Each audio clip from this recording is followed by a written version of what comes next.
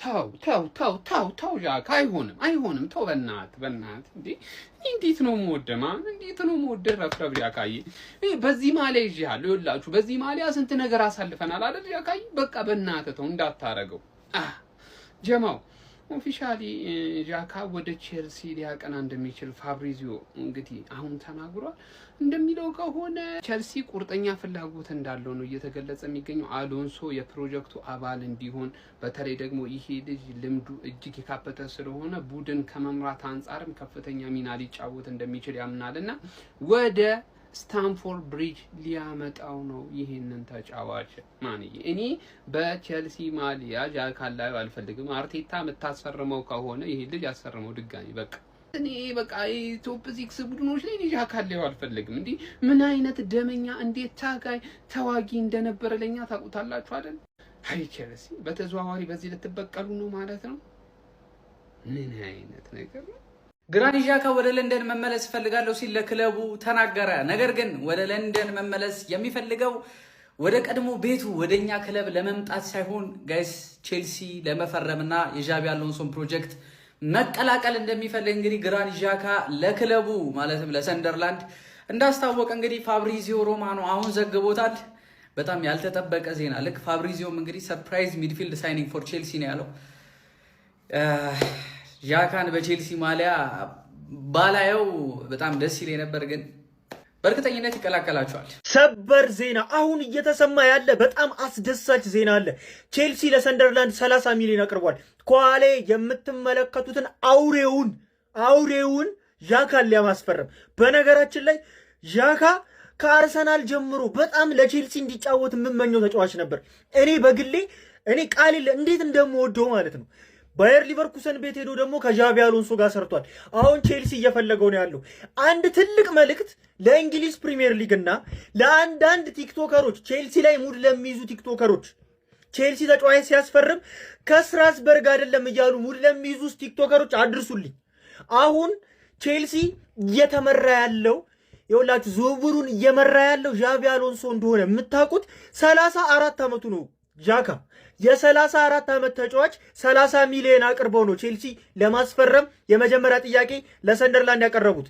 ይሄን ልጅ ቼልሲ ካስፈረመው እውነት ይኸውላችሁ እኔ እንደዚህ ብዬ ከዚህ በፊት ተናግሬ አላውቅም። ታውቃላችሁ፣ ፎሎወሮችም ይሄን ቪዲዮ የምታዩት ሙሉ ታውቃላችሁ። ቼልሲ ዣካን ካስፈረመው የሚቀጥለው ዓመት በስርዓት ሁልሽም ቼልሲን መፍራት አለብሽ። በስርዓት መፍራት አለብህ። ተጠንቀቀው ቼልሲ። ለምን መሰለህ ይሄን የምልህ ዣካ ማለት ለቲም ይዞ የሚመጣው ትልቅ ቲም ስፕሪት አለ። ሌላው ትልቅ ልምድ የጎደለውን የቼልሲን ቲም አምበል ሳይሆን ነገር ግን ከአምበሉ በላይ ቲሙን የሚመራ ሰው ሆኖ ነው የሚመጣው። ዣካ ምን አይነት ሰው እንደሆነ ማወቅ ከፈለጋችሁ ኤዲተሮች ይሄ የእናንተ ስራ ነው። ሁላችሁ ውጋት በሚለው ሰርታችሁ ልቀቁላችሁ።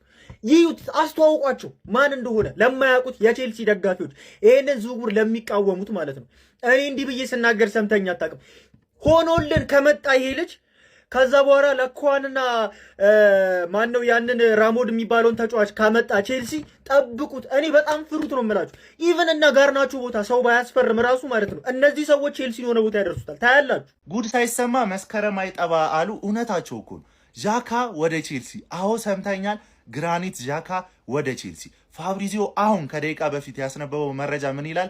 የቼልሲ ያልተጠበቀው የክረምቱ ሳይኒንግ ሊሆን ይችላል ብሎ እንግዲህ አስቀምጦታል ማለት ነው። ይሄ ልጅ ከዣቢ አሎንሶ ጋር ድጋሚ መስራት ይፈልጋል፣ ወደ ለንደንም መመለስ ይፈልጋል ሲል እንግዲህ አስነብቧል ማለት ነው። ሌሎች መረጃዎች ደግሞ ስንመለከት በግል ጥቅማ ጥቅም ከቼልሲ ጋር ተስማምቷል። አሁን የቀረው ቼልሲና ሰንደርላንድ ነው። ሰንደርላንድ ደግሞ በልጁ ጉዳይ ላይ አያካብዱም ተብሏል ማለት ነው። የቼልሲ ደጋፊዎች በዚህ ዙሪያ ላይ ምን ትላላችሁ? የአርሰናል ደጋፊዎችስ ምን ትላላችሁ? እውነት ለመናገር ማለት ነው ልምድ ያለው ተጫዋች ስንል የነበረውን አሁን ጥቅሙን እዚህ ጋር ታዩታላችሁ። በቃ ይሄ ምረ ወጠጤ ጎረምሳ ፈላ ምናምን የተሰበሰበበትን ቲም ስርዓት ያስይዛታል ማለት ነው።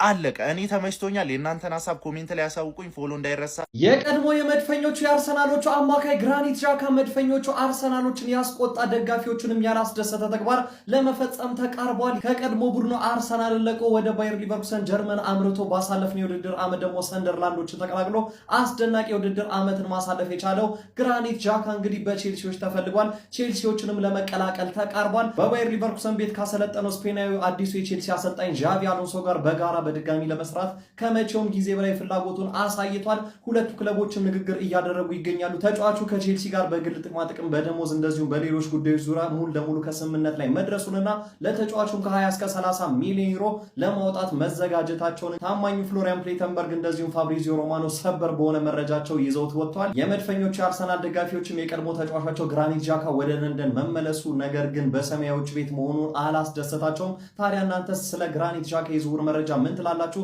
በቀጣይ ሰዓታት ምናልባትም ቀናት ግራኒት ዣካ ይህንን ሰማያዊ ማሊያ ለብሶ የቼልሲ ተጫዋች ሆኖ ሊተዋወቅ እንደሚችል በስፋት እየተነገረ ይገኛል። ስለዚህ የዝውውር መረጃ ያላችሁን ሀሳብና ስሜት ኮሜንት ሴክሽን ሊያጋሩኝ። እንደነዚህ የፈጣን እግር ኳሳዊ መረጃዎች በቀጣይ እንዲደርሷችሁ የፕላስ ምልክቷን በመንካት የሜዳ ስፖርት ቤተሰብ ይሁኑ።